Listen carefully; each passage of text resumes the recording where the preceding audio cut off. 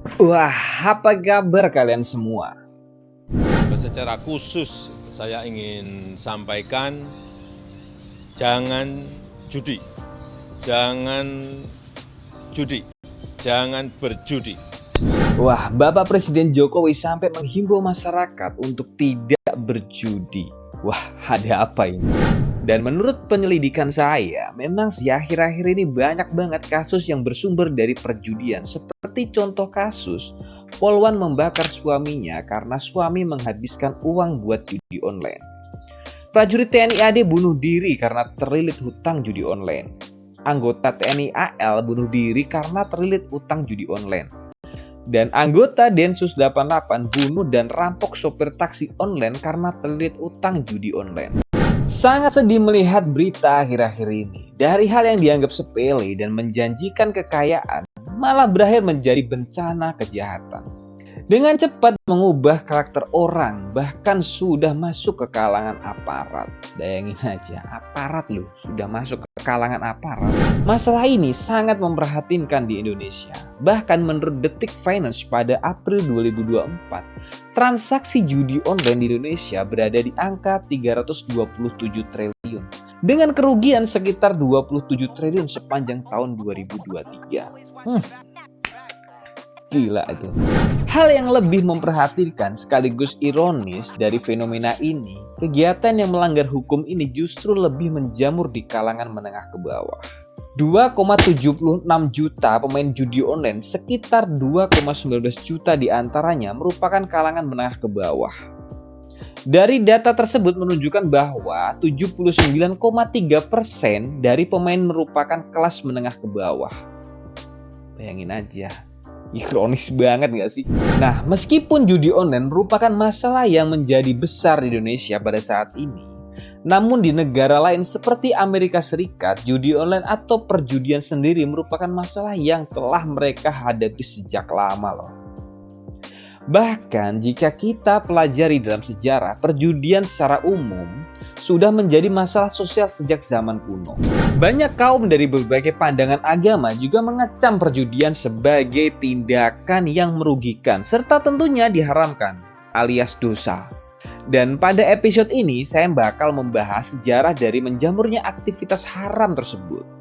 Tapi sebelumnya, disclaimer dulu ya, konten ini tidak mendukung atau mengajak teman-teman untuk melakukan bahkan mencoba praktek yang tidak legal ini. Ingat, judi itu tetap haram. Tapi uniknya sejarah pernah mencatat bahwa Indonesia sendiri pernah memiliki kasino di Jakarta. Dan tidak bisa dipungkiri fakta jika hal tersebut dilakukan dengan pengawasan yang ketat serta dikelola dengan kebijakan bisnis haram. Dan ternyata bisa menjadi pemasukan yang segar bagi negara. Jadi perlu diketahui bahwa saya hanya mengambil perspektif mengenai perjudian ini dari sudut pandang sejarah. Bukan agama apalagi moral. Jadi semoga bisa dipahami ya dan bisa menambah wawasan kalian mengenai permasalahan yang satu ini. Oke, sejarah mencatat perjudian berasal dari dataran Cina yang diperkirakan dimulai dari tahun 2300 sebelum Masehi. Namun ilmuwan menemukan bahwa permainan dadu sendiri sudah digunakan dalam peradaban Mesopotamia kuno pada tahun 3000 sebelum Masehi. Meskipun para sejarawan belum bisa memastikan tujuan digunakan dadu tersebut. Nah, jika pada era peradaban Cina kuno, perjudian dilegalkan oleh negara dengan tujuan mendapatkan untung bagi negara. Bahkan ada yang mengatakan uang hasil judi tersebut digunakan sebagai membangun tembok besar Cina. Sedangkan di dunia barat, perjudian dimulai pada tahun 500 sebelum Masehi. Pada masa ini, sejarawan telah yakin bahwa ada permainan dadu di berbagai peradaban seperti Romawi, Yunani, dan Mesir. Namun, pemerintah Romawi sangat tidak menyukai dan bahkan melarang ide ini. Maka dari itu, banyak dari mereka yang membuat alternatif lain. Layaknya chip seperti yang digunakan di kasino, agar tidak ketahuan otoritas setempat. Kemudian pada tahun 1400-an, mulai muncul permainan kartu di Eropa yang dikenal dengan nama bakarat. Perjudian seperti bakarat diketahui berpusat di Italia. Dan di Italia juga dibuka kasino pertama di dunia, yaitu di Venesia pada abad ke-7 Masehi. yang bernama kasino. Di Venesia, seperti yang sudah disinggung di awal, meskipun perjudian adalah salah satu bentuk rekreasi bagi manusia sejak zaman kuno, tentunya banyak pihak yang menentang. Seperti Raja Louis IX, seorang raja Prancis yang memerintah dari tahun 1226 hingga 1270. Merupakan seorang pemeluk Katolik yang taat. Sebagai penguasa, salah satu kebijakannya yang terkenal adalah melarang perjudian. Selain itu, ada raja lain yang melarang perjudian seperti Charles IX dan Henry III. Mereka semua tahu bahwa meskipun menyenangkan, perjudian bisa membahayakan bagi masyarakat. Karena bisa membuat mereka jatuh miskin. Ingat baik-baik itu, guys. Bahkan dalam perang salib, perjudian di antara tentara merupakan hal yang cukup umum. Namun hanya pada kesatria tinggi saja yang diperbolehkan berjudi, serta diberi batasan berapa banyak uang yang bisa mereka gunakan. Jadi pakai uang dingin, guys. Jangan menggunakan uang yang panas. Bahkan salah satu guru literatur Inggris mengatakan bahwa suku Indian juga memiliki kebudayaan berjudi. Bahkan di Seattle terdapat fakta menarik bahwa kebanyakan kasino yang berada di sana dimiliki oleh suku Indian loh. Dan sudah banyak koran maupun literatur yang menceritakan akan hal tersebut. Memanfaatkan peraturan sebagai negara serikat dan ada hak kedaulatan bagi para penduduk asli Amerika, banyak orang-orang Indian yang memilih untuk berjudi atau mendirikan kasino sebagai pusat pemasukan mereka sejak tahun 1970-an. Bahkan ada orang Indian yang rela menempuh perjalanan jauh dari tempat mereka menuju kasino hanya untuk berjudi. Itu merupakan sebuah effort yang sangat besar dengan harapan hasil yang besar juga. Namun tentunya hal tersebut membuat masalah di kalangan orang Indian. Jadi banyak dari mereka yang menjadi miskin serta menghalalkan segala cara untuk mendapatkan uang, seperti melakukan aksi kriminal. Mengenaskan ya. Nah, dua contoh yang saya ambil yakni dari Eropa maupun Amerika dalam waktu yang berbeda sangat jelas menunjukkan bahwa kapanpun dan dimanapun dan siapapun yang melakukan aktivitas perjudian cepat atau lambat akan menimbulkan masalah. Maka dari itu, regulasi mengenai judi sangat diperlukan untuk mengkontrol perjudian agar tidak menjadi penyakit di masyarakat. Dan di Indonesia sendiri, perjudian sempat dilegalkan dan dikontrol.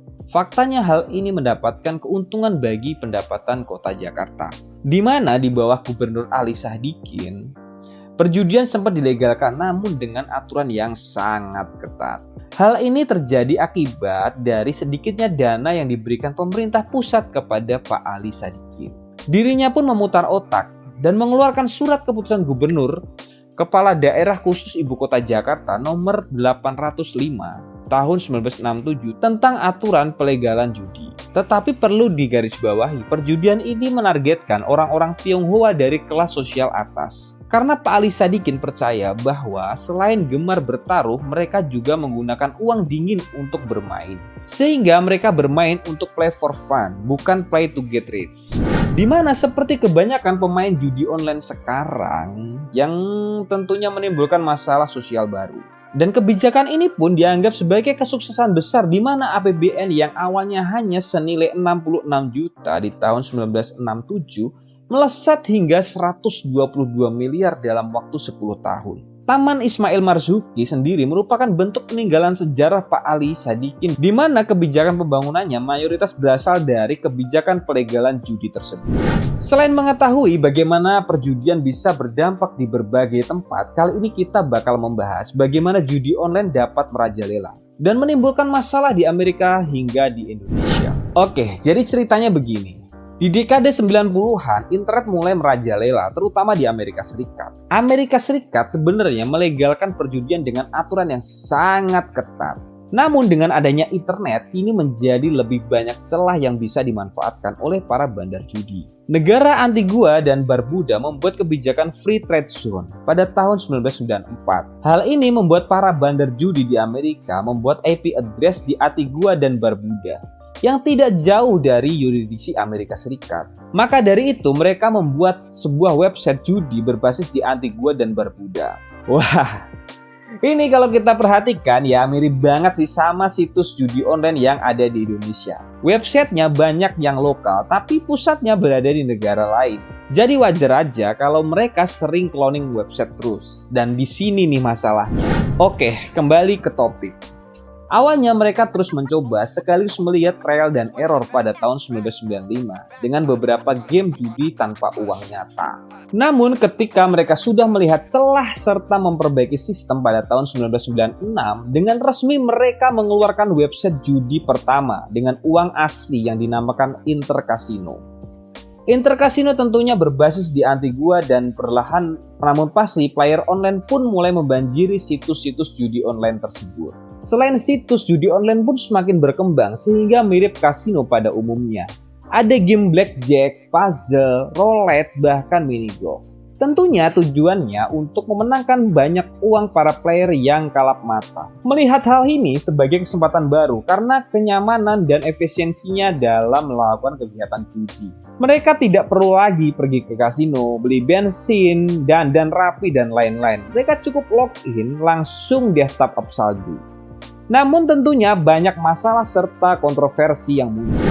Setelah hal ini membludak, tidak seperti kasino pada umumnya, di mana transaksi serta permainan judi bisa langsung disaksikan oleh pemain. Dalam judi online, semuanya dilakukan oleh sistem. Menurut perusahaan riset yang berbasis di Kanada menunjukkan bahwa sekitar 50% dari player judi mempertanyakan apakah sistem permainan itu benar-benar fair atau sudah diatur untuk selalu menguntungkan bandar. Selain itu banyak juga website judi online yang liar tanpa mengantongi izin resmi, sehingga membuat kekhawatiran mengenai keamanan saat bermain. Studi lain di Amerika, Gaming Association juga menyatakan bahwa kecurangan muncul dari sisi pemain yang menggunakan bot serta menghack sistem demi memperbesar kemungkinan menang. Jadi peluang untuk curang dari berbagai sisi sangat besar, guys. Peluang ini ternyata membuat banyak oknum menggunakan situs judi online sebagai metode pencucian uang. Karena dalam sejarah, kasino merupakan salah satu bisnis yang paling mudah dan cepat dalam masalah pencucian uang. Uangnya bukan ditaruh di mesin cuci. Nah, jika kita berbicara mengenai judi online di Indonesia, ada yang mengatakan bahwa kapan judi online di Indonesia pertama kali masuk. Hal ini terjadi kemungkinan karena banyak dari mereka yang masuk secara ilegal dan serta banyak jumlahnya. Namun, judi online mulai mendapatkan kepopuleran di Indonesia hingga menjadi masalah ketika Indonesia dilanda wabah COVID-19 sejak tahun 2020 lalu. Meskipun baru ramai sekarang, sebenarnya pada beberapa surat kabar seperti DW asal Jerman yang sudah meramalkan bahwa pandemi COVID-19 akan berdampak besar bagi industri judi online. Di Belgia misalnya, karena orang bosan di rumah, mereka mulai melakukan judi online sebagai penghilang bosan. Hingga pemerintah Belgia yang menyadari hal tersebut membatasi deposit mereka hingga 500 euro setiap minggunya. Menurut surat kabar, di Asia Tenggara merupakan salah satu market judi online terbesar. Bahkan anak umur 15 tahun pun masuk sebagai demografi pemain tersebut. Selain karena kemudahannya, hal yang membuat orang dengan mudah terjerat judi online adalah mindset. Bahwa judi online merupakan cara yang cepat untuk menjadi kaya. Di mana seperti yang bisa dibahas di awal, sekitar 79,35% pemain berasal dari kalangan menengah ke bawah. Mereka berpikir bahwa dengan kemenangan di awal, mereka dapat mengubah nasibnya dengan cepat. Dan ketika mereka kalah, banyak dari mereka lari ke pinjaman online, berbohong demi mendapatkan uang, serta melakukan aksi kriminal untuk kembali berjudi.